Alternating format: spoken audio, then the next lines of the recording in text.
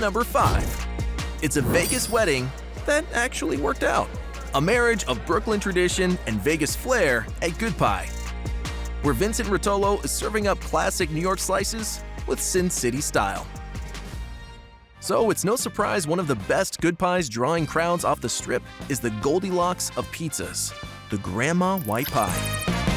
I am a lover of a grandmother's pie. The crust is like a cross between like a focaccia and a Sicilian dough. It's thinner than a Sicilian. It's thicker than a Chicago cracker thin. The grandma crust tops it all. Got that crisp on the edges. It's nice and soft. All right, let's make a pizza. We're gonna start by dimpling into the crust, and this is gonna make sure there's no major bubbles. We seal in the air to the edge, and then this is where all of the delicious flavor will happen. A little garlic oil, that's the first layer of flavor. There is no red sauce on this pizza. It's just like cheese on cheese on cheese on cheese on cheese. We're talking pecorino, nutty. This is really salty. Mozzarella, ooey gooey, pulley, delightful. Yes, shredded mozzarella and fresh mozzarella. This fresh mozzarella is made in Brooklyn. Now we're going in the oven.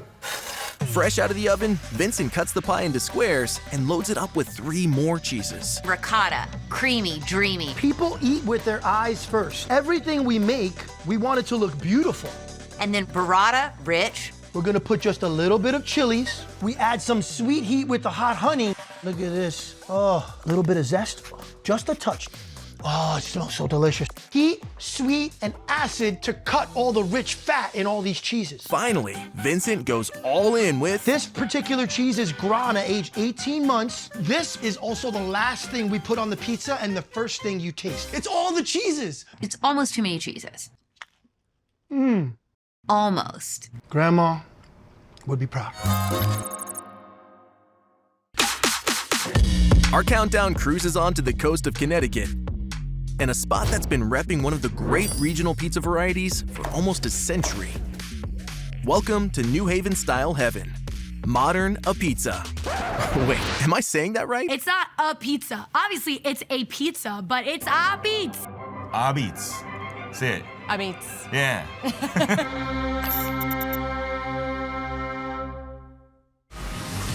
We're gonna take some whole milk mozzarella, Rhode Island chopped clams. I know it sounds a little bit crazy, clams on pizza, but hear me out. You have these beautiful, plump, briny clams, then you have peppers, and then you have bacon, and you have some fresh garlic. It doesn't sound like it would make sense, but it really works. A little bit of oregano, and then the finisher, pecorino romano. This adds a little bit of salt that goes on great with those clams. The last and most important ingredient in this whole mixture is this oven. It's an oil-fueled brick oven. I mean, the coldest the oven gets is 800 degrees. Like, wrap your head around that, 800 degrees. So you are getting beautiful blisters. Personally, I love that leopard crust, that little bit of char. Thin, crispy, that's abits. Landing at number 3, a Jersey City juggernaut that's stealing some of the pizza spotlight from its boastful neighbor, the New York City Slice. The New York Times said the best pizza in New York City might actually be in New Jersey, and I might have to agree. Leading the charge of this sweet red revolution is Chef Dan Richer, winning hearts, minds, and taste buds with our number 3 pizza, Razza's Tomato Pie. The tomato pie in Jersey, it's where it's at. New Jersey is the home of the tomato pie. It's started in the Trenton area in the very early 1900s. I always wanted to make my ideal version of the tomato pie. Dan's dedication to this Jersey classic borders on obsession. I started making pizza in 2003. I wanted it to be the best that it possibly could. I started really intensely studying bread baking so that I could understand pizza. After the carefully crafted dough is formed into balls and left to ferment overnight, attention turns to the star of the show, the tomatoes. What I love about Dan's Pizza is that it's actually quite simple ingredients, but the best. It's all about the tomatoes. We do double-blind taste tests throughout the year to make sure that we're serving the absolute best tomato that I can find. He's going to the farms in Jersey and saying, these are good enough for my pizza at Raza. The first tomato we're gonna use is a fresh plum tomato, which we only use when it's tomato season. Each tomato is carefully inspected before he pops it into his charming, old-timey food mill. A lot of people use immersion blenders. I'm old school. It's totally worth it. After the Jersey tomatoes, he adds the best red and yellow tomatoes imported straight from Italy. Dan's really smart here. These yellow tomatoes give you this subtle sweetness that's so perfectly paired on this pie. That's what makes this pie so special. The tomato sauce.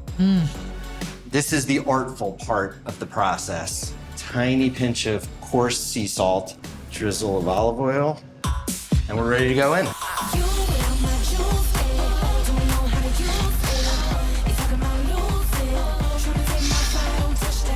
Dan hovers like a helicopter parent for the pizza's entire cook time. I be throwing that flame everywhere, and you can see my name everywhere. I'ma burn this up, so beware. If you ain't used to the fire, don't touch it. But these are purely wood-fired ovens. It's us and firewood. After a final dusting of Parmigiano Reggiano, he's reluctantly ready to relinquish custody of his precious pie to the customer. For his sake, please be gentle. It's best not to fold it, because then you lose the ability to taste each tomato separately. A half fold. Brilliant. Drum roll, please. And the number 2 pizza is the Bianco Verde. From Pizzeria Bianco, right here in Los Angeles. This should be number 1. It makes no sense that it's number 2. If you ask other pizza makers, the 10, 20 best people who do this in America, I know them all. You ask those other 19 who makes the best pizza, and they all point to Chris. I'm a kid from New York. I'm Italian-American. It was just a reflection of my life and my parents and my surroundings. I wanted to make something better than I found it. Every legend has an origin story, and this one starts with dough. Oh, the Chris Bianco crust is a 10 out of 10. There's no argument. He has mastered the art of dough and crust. And what Chris does is truly singular. Changing the hydration ratio on his dough on a daily basis if need be. You can kind of see all the work it did with fermentation and all those little kind of air bubbles in there, which we want to help support and just kind of take them to never, never land. I usually don't eat my crust, but I ate all my crust when I ate his pizza. So that says something, right? The cheeses he chooses all have a job to do. The Parmesan has the saltiness, the mozzarella has that pull, the ricotta has the creaminess. This is the Bianco part. We're gonna think about how it's gonna melt out. Is it gonna be where you need it to be? All right, we're gonna put this in the oven. All right, we'll come back and we'll do some more fire. It'll be fun. Come on. Today, the super hot wood-fired oven is revved up to about 725 degrees, which delivers the desired char in no time.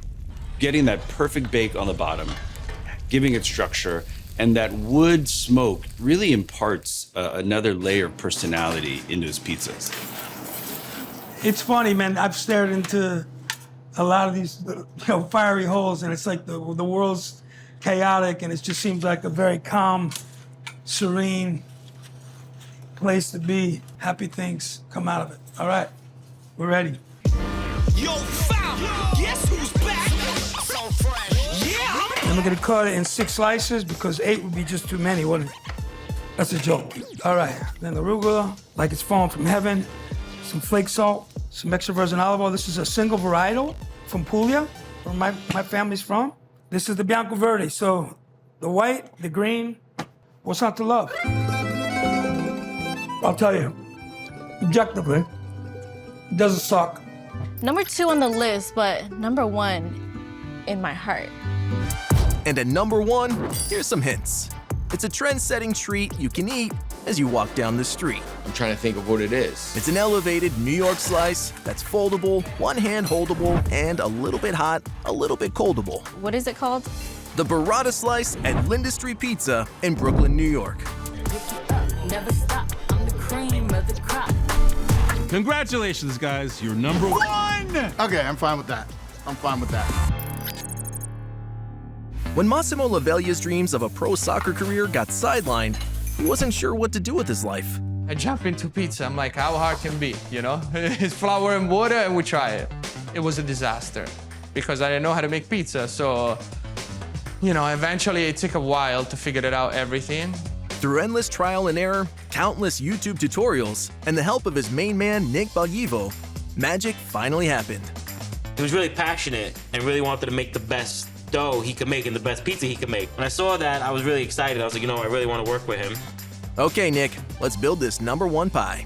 We like the California tomatoes. There's no garlic, there's no oregano, there's no sugar. It's literally just salt, tomato. When you have a really good tomato and you bake it at the right temperature, you kind of let the full characteristic of the tomato just shine. We start the base of the pizza with classic New York style cheese. It's a low moisture mozzarella, so it could take a longer bake time. Once out of the oven, Nick cuts the pie before adding the burrata to ensure even distribution.